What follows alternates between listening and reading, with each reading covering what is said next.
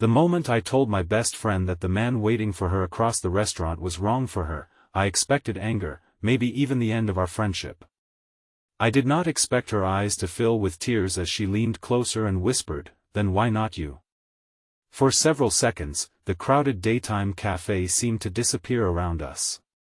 Sunlight poured through the tall windows, silverware clinked against plates, and people carried on with their ordinary lunches while the one person who had known me almost my entire life waited for an answer I had been too afraid to give for years. Before we continue, please like, comment, share, and subscribe to our channel if you believe in kindness, forgiveness, hope, and second chances.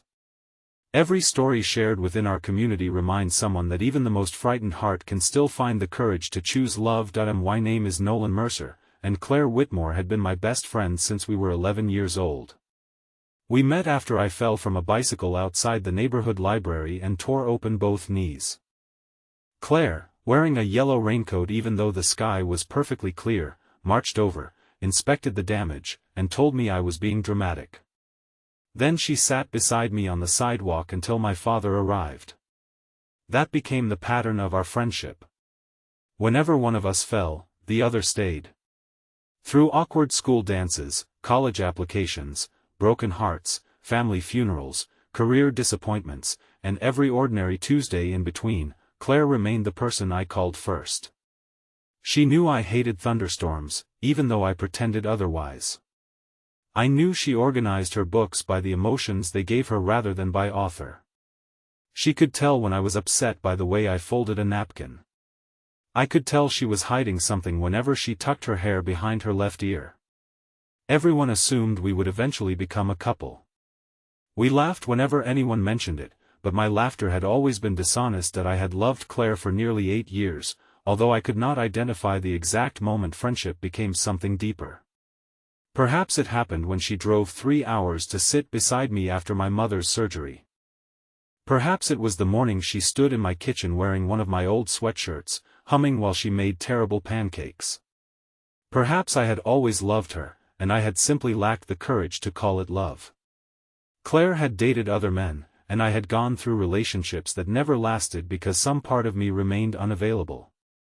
I became skilled at pretending I was merely protective of her. Whenever someone disappointed her, I listened without admitting how relieved I felt when the relationship ended.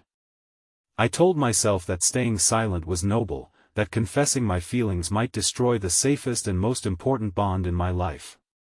The truth was less honorable. I was afraid she would look at me with pity, and I believed losing the possibility of her was better than losing her completely. That Saturday afternoon, Claire had invited me to meet her before a lunch date with Garrett Hale, a financial consultant she had been seeing for 6 weeks. She claimed she wanted my opinion because Garrett had asked her to accompany him to a family wedding in Vermont. By the time I arrived, she was seated near the window in a pale blue dress, twisting the ring on her right hand. Garrett had not arrived yet. Claire smiled when she saw me, but the expression never reached her eyes. During the previous month, she had mentioned small things about him that bothered me. He corrected her stories in front of people. He dismissed her work as a children's librarian as though it were a charming hobby. He often arrived late without apologizing. Most troubling of all, Claire seemed smaller whenever she spoke about him, as if she were slowly editing herself into someone he might approve of. I had watched her lose confidence before, after a former fiancé walked away 2 weeks before their wedding, and I could not bear to watch it happen again. Garrett entered the cafe 20 minutes late, speaking into his phone and barely acknowledging us. He kissed Claire's cheek, glanced at her dress, and said she looked almost formal enough for the restaurant he had originally wanted to book. Claire laughed softly, but her fingers tightened around her water glass. He spent most of the lunch discussing his investments, his connections, and the expensive renovations he planned for a house Claire had never seen.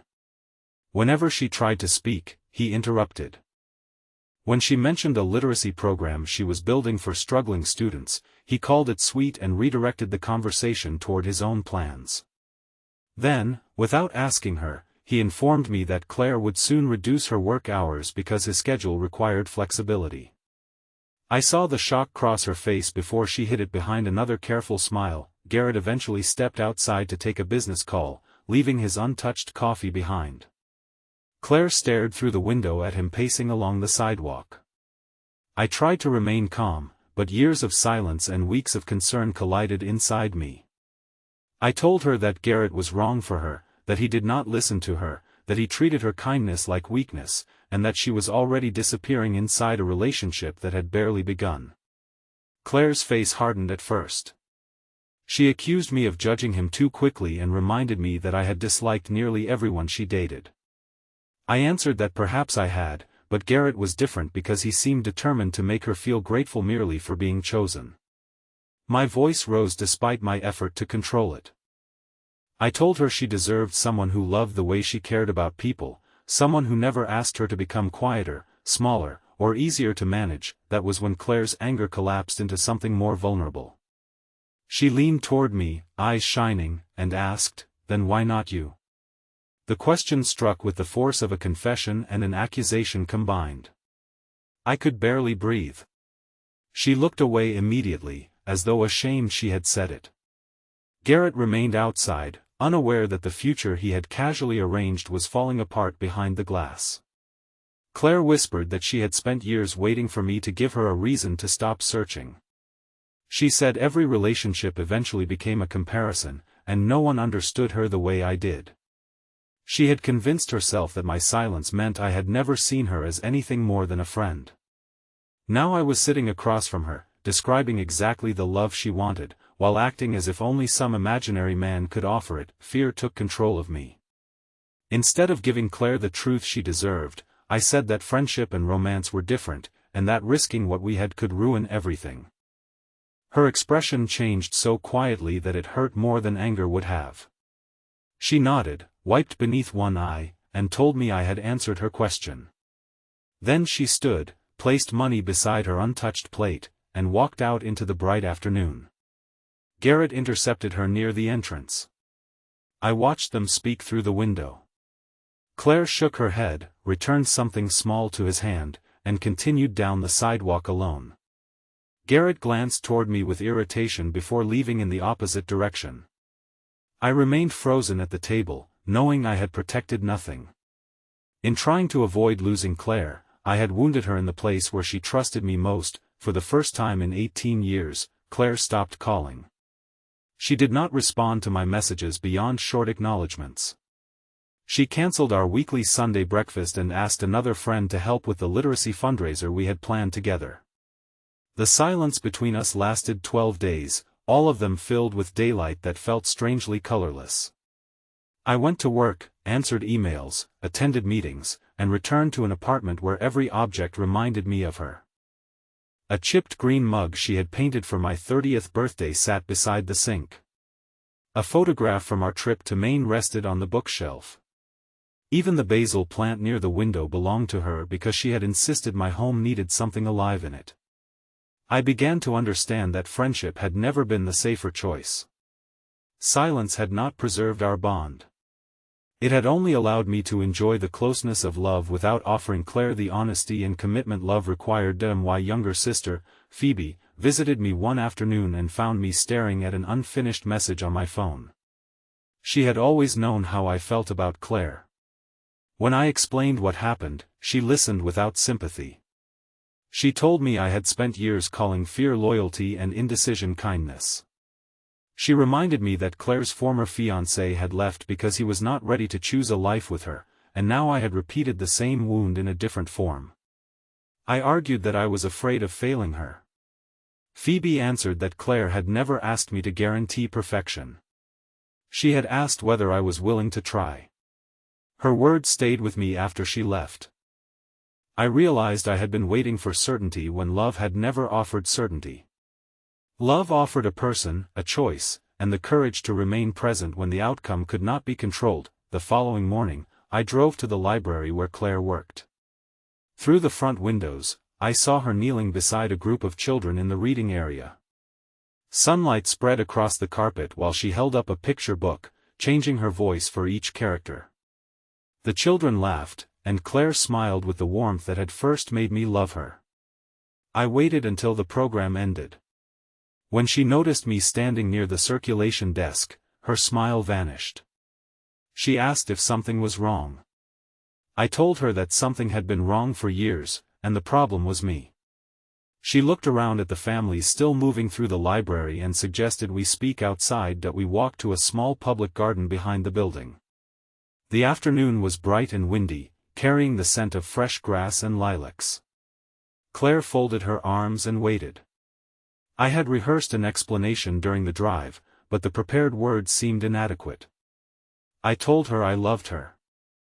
I said it plainly, without jokes or qualifications.